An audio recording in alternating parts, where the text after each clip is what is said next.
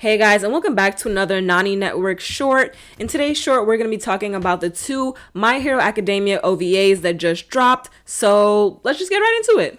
All right, so first, what is an OVA? Because I said the same thing. OVA is a acronym for original animation video.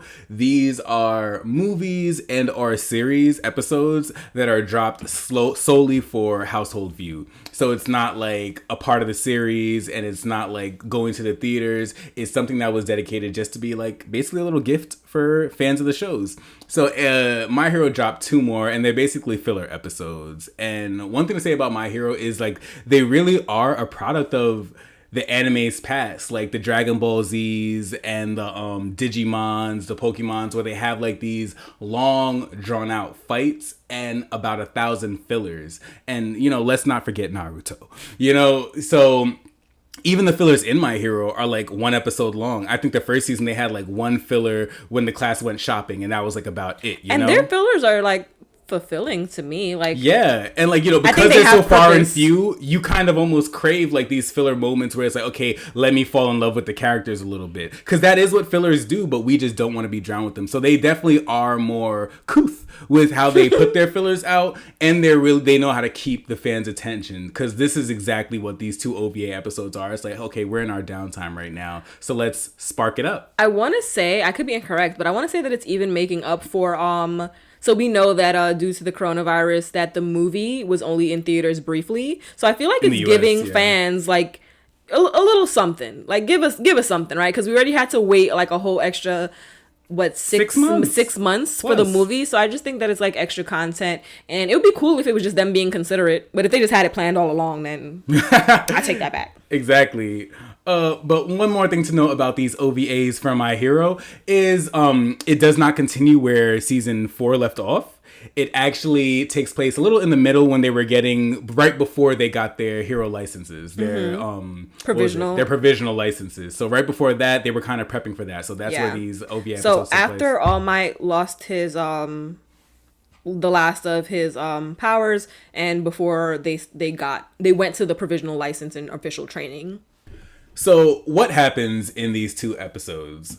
So basically, Mr. Aizawa takes class 1A, and he says, you know, before I just set you guys into this provisional licensing exam that's typically reserved for second and third years, we're going to put you through some rigorous fucking training, and I'm going to be testing the fuck out of you guys. So he splits class 1A into two groups, and they have to go to a mall. They have to go through this mall and locate a soul... What is it? The soul survivor. Well, not the soul survivor, but the one person that's left in the building after the collapse. After the collapse. So their best bet because it's a massive, massive mall. It has like 10 sub levels. Yeah, it's on one of their it's on one of their training grounds, like I think training ground beta. So you know where they have like those realistic like building cities and fixtures set up. Yeah. So that's where it is, and it's like one of those multi-duplex. It's like a gigantic mall. They went all out for like this mall. And so, you know, their team splits up, and they basically going up and down figuring out where the fuck this person is. And of course, Midoriya has a couple emotional moments, as of course is tradition. Leave him alone. So what I thought, or what we thought was really cool about these OVAs was that it wasn't focused on the action. So yes, the class does have to use their powers to get them out of situations and to help them succeed in their mission, but it wasn't solely about their usage of their powers. Right, yeah. These episodes more so focused on the characters and their critical thinking skills. Mm-hmm. So we saw that in Todoroki. Well, we saw it in a lot of them, but namely we saw it in Yaoyorozu, Ida. They're kind of known already as to be like the brains of the class. Was knocked out the whole time. No, but I mean in the beginning, before they went in, and they were like, okay, well, we're going to do these teams because these people would go good together. Yeah. Him and Yaoyorozu did that. Todoroki, he wasn't really fundamental in solving any of the problems, but the way he thought about, you know, why things would happen the way they were, because, okay, so I'm just going to give an example because I feel like that would be easier. So he actually got partnered with, so what's his name? Oh, I'm sorry. Tokoyami. Dark Shadow, Tokoyami, yeah. So he got partnered with Tokoyami, and Tokoyami, there was a part in it where the electricity went out. So they wouldn't see, and Tokoyami was like, well, I can use Dark Shadow if you use your fires to keep him subdued. And Todoroki was like, well, I wouldn't think that would be a good idea because this, and that. But no, it was I thought that was really good critical thinking skills because I'm like, I guessed that too. Like, I wouldn't think that was like, no, he's not going to use his fucking fire because you're in a collapse, dumbass. Why would he suck up all the oxygen? That's gas. Just knowledge from other animes because there's been other animes, or even Avatar had that a couple times. Where like, you don't use your fire in tight spaces. Yeah, but like we know that Tokoyami. It was significant to me because we know Tokoyami is not an idiot. Because like I remember one of the episodes where they like did their like Tokoyami needs to get control over Dark Shadow or leave the academy. I think Dark Shadow is leave the academy cool. Or get control over this thing. Point being, critical thinking skills were utilized, and we especially see it with Bakugo. We all know that Bakugo is not an idiot. It's just his temper that really sets him off. Yeah. But he was actually really the brains behind the operation. He was instrumental to getting the power back on and basically saving all their friends. Saving Todoroki from Dark Shadow and Tokoyami. Saving, his classmates. Who wants to operate in the dark? And so, he basically was the one, based off the people he was with, he was like, this is what our first move needs to be. It needs to be to get the backup generators back running. And if you watch any action movie, any movie like this, like that absolutely is the first thing you need to do. You guys are going to be futzing around in the dark like Deku? Like, no, Deku was fully comfortable using Ochaka as usual. Like, let's use your gravity and I'll carry these things. It's like, Bakugo is very smart. And like, we got to see him kind of use his explosive power toned down a little bit. His goal was to continue the mission, which is to find and rescue the civilian.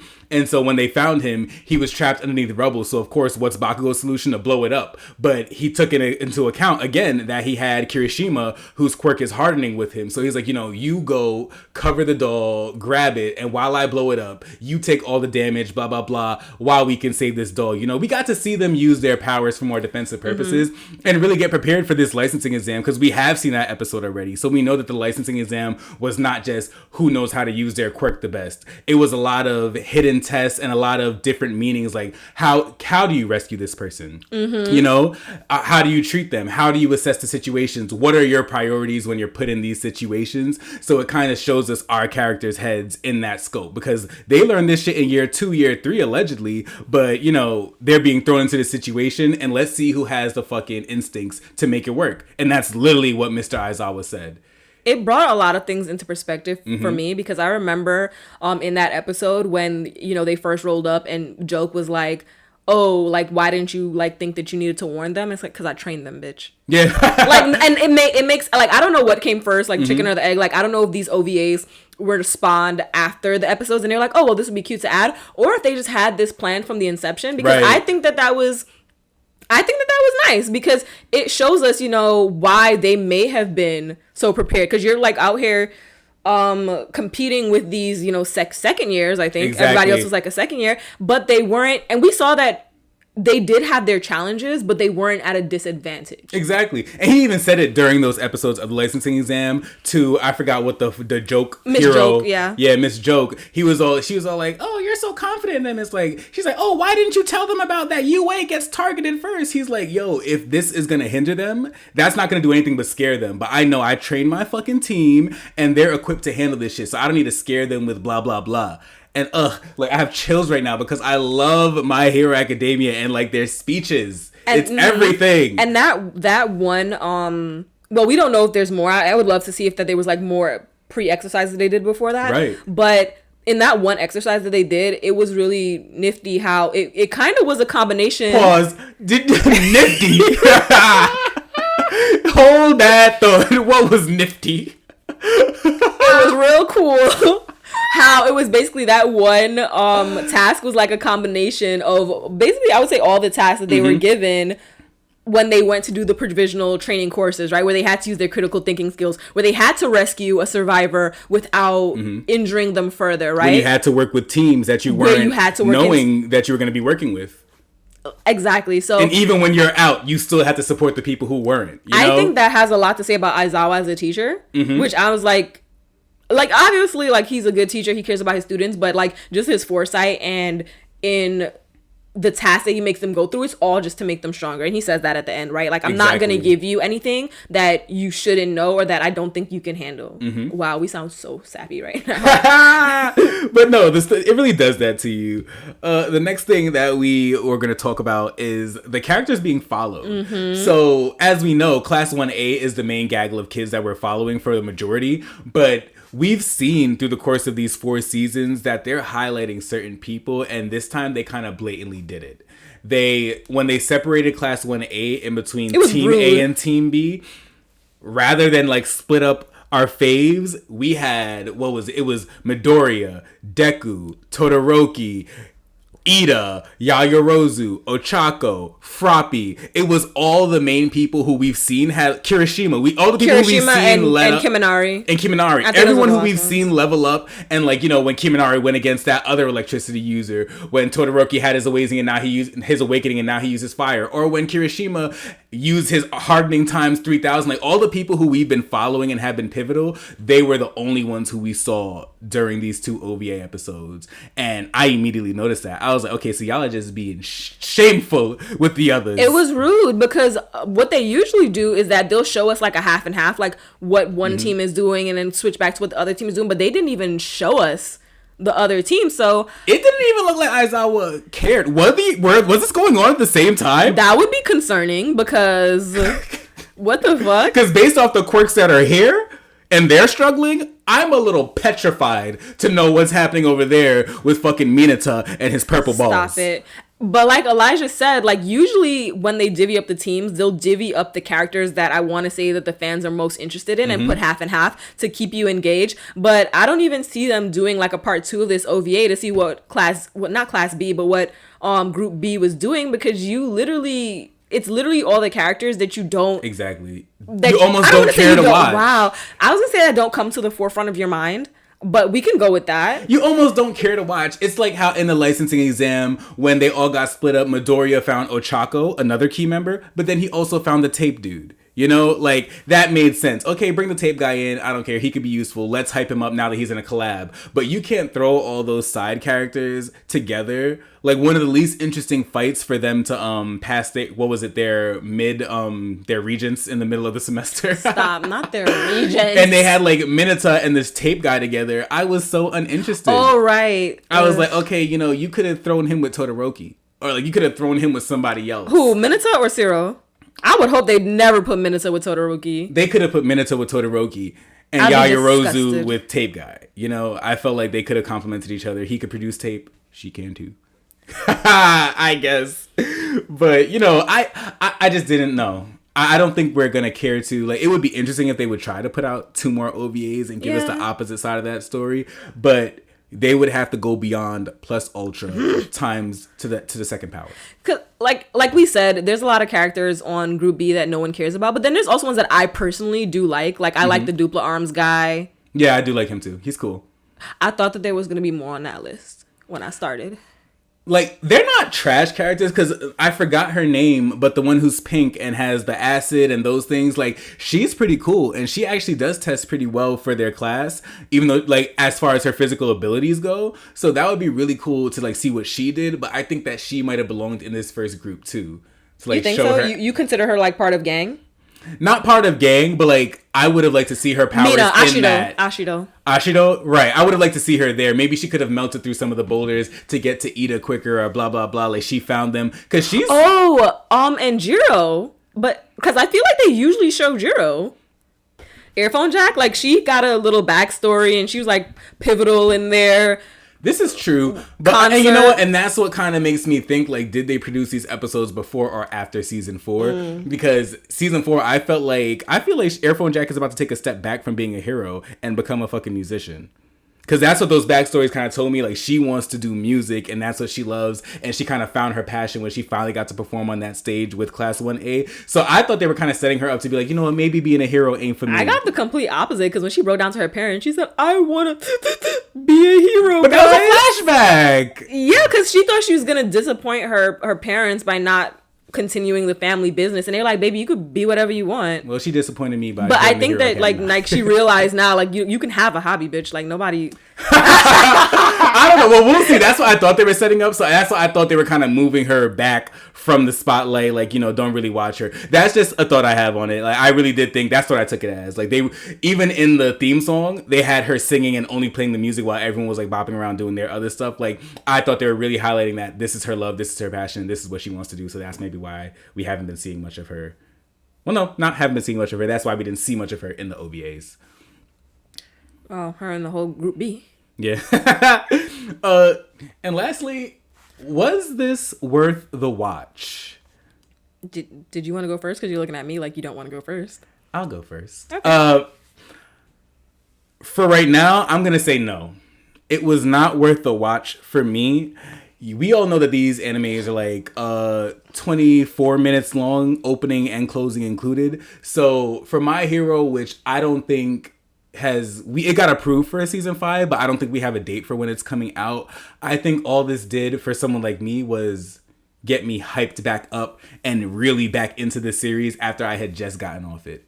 Like, season 4 just ended a few months ago, and now you're putting these out there. I didn't get to see the movie because of Corona.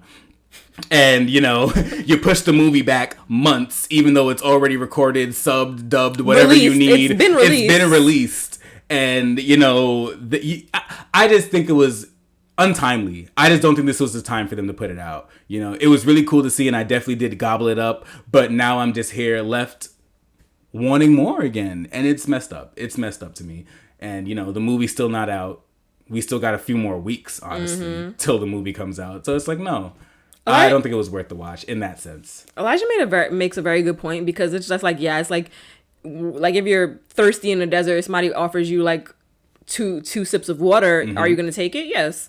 But, I would rather wait for like maybe a larger portion. So I would say, is it worth the watch? Personally, if you live in the United States and you didn't get a chance to watch, or if you just didn't get a chance to watch the movie, I would have preferred, just like if we weren't doing this to record, I would have probably left the episode until the movie came out, and I would just binge all that content at once, just to tide me over until season 5 came out. Because, as again, like we said, the OVAs didn't provide much in the way of action. It was mostly like the characters developing their other skills, which I can appreciate, because, you can't just have them, punching through shit and that's it to being a hero. So I like that they're making the characters well-rounded, but I feel like the movie would have compensated the action that I then missed out on. But then again, this is only if you didn't get a chance to watch the movie prior. If you did, then the OVA might have just been a nice little cute bonus for you. But again, sometimes it depends on what your level of tolerance is. If you know it was going to give you the itches and the shakes, then maybe put it off. But if you were cool with watching it and it was just getting you pumped for season 5, then hey, why not? Yeah, me saying it's not worth the watch isn't me saying that anything on My Hero Academia or the franchise. Like, I love it, and it's because I love it so much that I felt like watching this just wasn't good for me. Yeah, it just like put you over the edge, right? Because it's like, oh my god, now I'm like. But like literally when a show, everyone knows that feeling when like a season or a show just finishes and you're just like, what the fuck do I do now? Exactly. And that's what it does. And sometimes it's just not good for that's not good for your emotional health, baby. So that's all we have for you today. As usual, make sure to like, comment, and subscribe. Leave us a rating on iTunes. And as always, you can leave us questions on Official Nani Network on Instagram. Later. Later, y'all.